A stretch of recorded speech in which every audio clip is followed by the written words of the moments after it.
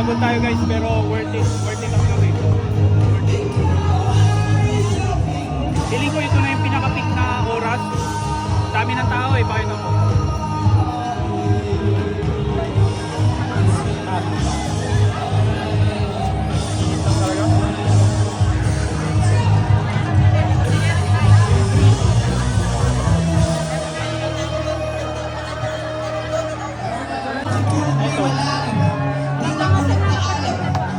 Guys, ang dami na nila.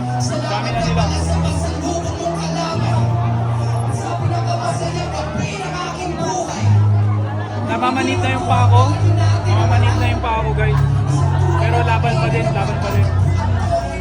Yan sila.